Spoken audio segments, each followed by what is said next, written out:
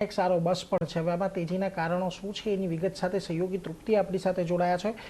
જે તૃપ્તિ જણાવો, શું ખાસ પાવર અને પાવર ટીએનડી શેર્સમાં આપણને એક્શન જોવા મળી રહ્યું છે? તો સૌથી પહેલાં તો આપણે ડેફિનેટલી પાવર એટલે કે એનર્જી કંપનીમાં આપણે શાનદાર ખરીદારી તો જોવા મળી રહી છે. પહેલાં આપણે શેર્સના પરફોર્મન્સ પર એકવાર નજર કરી લઈએ તો જેવી રીતે જી પાવર પર અગર જો નજર કરશો તો એક મહિનામાં લગભગ 54% પોઝિટિવ રિટર્ન્સ આ શેર તરફથી આપણને જોવા મળ્યા છે.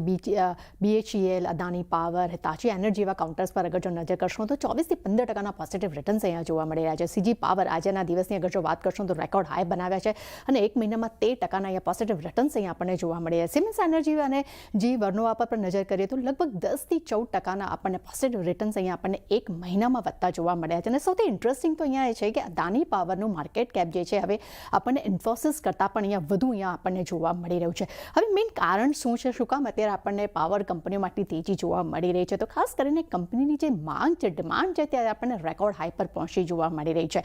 ખાસ કરીને FY27માં પાવર ડિમાન્ડ ગ્રોથ છે તે વધુ પણ એટલે લગભગ 5 થી 5.5% અહીંયા વધુ વધવાની પણ અહીંયા અપેક્ષા છે. એટલું જ નહીં, 2026 થી 30ની વચ્ચે અહીંયા 300 ગીગાવોટ રિન્યુએબલ એડિશનની પણ અહીંયા હવે અપેક્ષા જોવા મળી રહી છે. સાથે રિન્યુએબલ પ્રોત્સાહનથી ટ્રાન્સમિશન ડિમાન્ડ્સ પણ અહીંયા આપણને વધતી જોવા મળી રહી છે. અને ખૂબ જ એક પોઝિટિવ ફેક્ટર્સ જે છે અહીંયા ડિમાન્ડને લઈને એ આપણને અહીંયા જોવા મળી રહ્યા છે. HVDCની વાત કરશો, ટ્રાન્સફોર્મરની વાત કરીએ, GICની વાત કરશું, ત્યાં પણ આપણને માંગ જે છે તે અહીંયા રેકોર્ડ સ્તર પર પહોંચ્યા જોવા મળ્યા છે. અને પાવર ગ્રીડ કેપેક્સ સાયકલ જે છે તેનો પણ એક સૌથી મોટો ફાયદો જે છે અહીંયા આપણને બધી જ એનર્જી એટલે કે પાવર કંપનીને મળતો આપણને જોવા મળી રહ્યો છે. અને અગર જો ઓર્ડર બુકની વાત કરશું તો ઓલ ટાઈમ હાઈ પર અહીંયા આપણને પહોંચ્યા જોવા મળ્યા છે.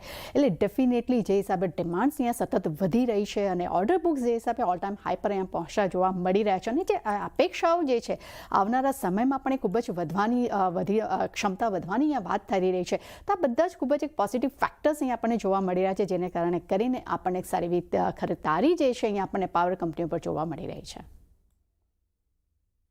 એટલે જો આ બધાને લઈને ખાસ કરીને આ બધી પાવર કંપનીઓ આજના દિવસે આપણને તેજીમાં જોવા મળી રહી છે, એટલે એના પર એક ફોકસ ખાસ કરીને રાખીશું. આભાર તૃપ્તિ અમારી સાથે જોડાઈને આ સમગ્ર વિગત આપવા માટે. આપણે છેલ્લા